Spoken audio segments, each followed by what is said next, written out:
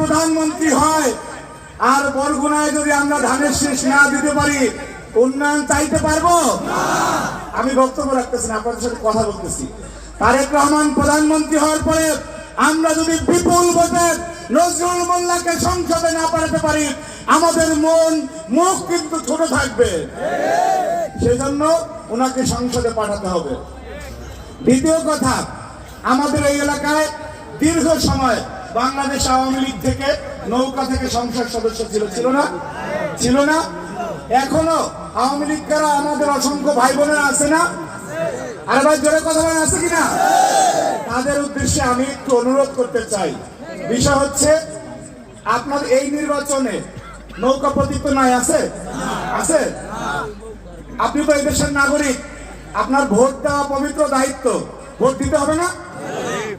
সুতরাং আপনি কোরআনের একটা আয়াত আছে, কুয়ানফুসিকুম ও আহলিকুম, নিজে বাঁচেন আহাল বাঁচান।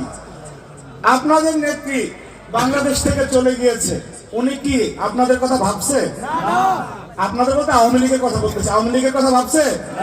আওয়ামী লীগের যত লোকজন ছিল ওনার আত্মীয় স্বজন সবাইকে নিরাপদে পার করে যে ব্যক্তি চলে গিয়েছে তার জন্য অপেক্ষা করা মূর্খের লক্ষ্য। আপনি এই সমাজের নাগরিক, আপনি বাংলাদেশের নাগরিক, আপনার ভোটাধিকার প্রয়োগ করতে হবে। প্রার্থীর নাম নজরুল ইসলাম মোল্লা। আপনারা ভুল করবেন না, আপনি আপনার নাগরিক অধিকার প্রয়োগ করুন।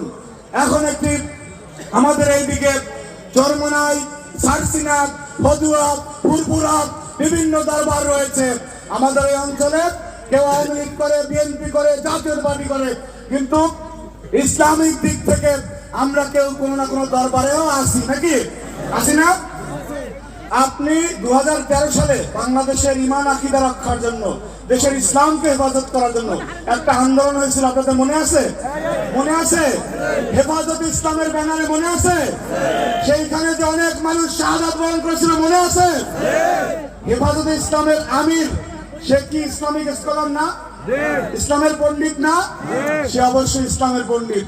সে আজকে গতকালকে দারুল উলুম হাটহাজারী চট্টগ্রাম বাংলাদেশের মুসলমানদের ঈমান আকীদা রক্ষার অন্যতম বড় ঠিকানা।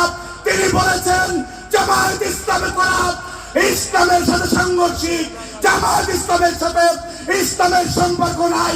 এই ইসলাম মওদুদের ইসলামের সাথে মদিনার ইসলামের কোনো সম্পর্ক নাই। তাহলে আল্লামা মুহিবুল্লাহ বাবুনগরী বলেছেন আপনারা ধানের শীষে ভোট দিবেন। মুহিবুল্লাহ বাবুনগরী কি ইসলামিক পণ্ডিত না? সে যদি ধানের শীষে ভোট দিতে বলে তাহলে এই যে অনেকে ঈমান আকীদার আলাপ করতেছে এটা কিন্তু আমরা বুঝি যে এটা উদ্দেশ্য পরিচয় বলতেছে।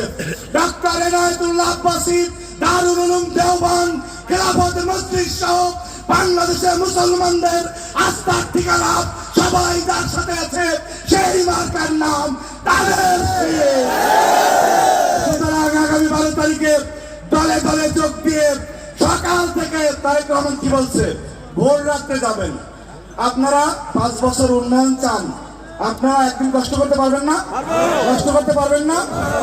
কষ্ট করে একদিন আনন্দের সহিত ঈদের আনন্দ থাকবে, কারণ 17 বছর আমরা ভোট দিতে পারি নাই। নজরুল ভাইকে আপনার ইনশাআল্লাহ ইতিমধ্যে এই জনপদে আমতলী, তালতলী, বরগুনা সদরে ধানের শীষের বিজয় আসমানের ফয়সালা হয়ে গেছে ইনশাআল্লাহ।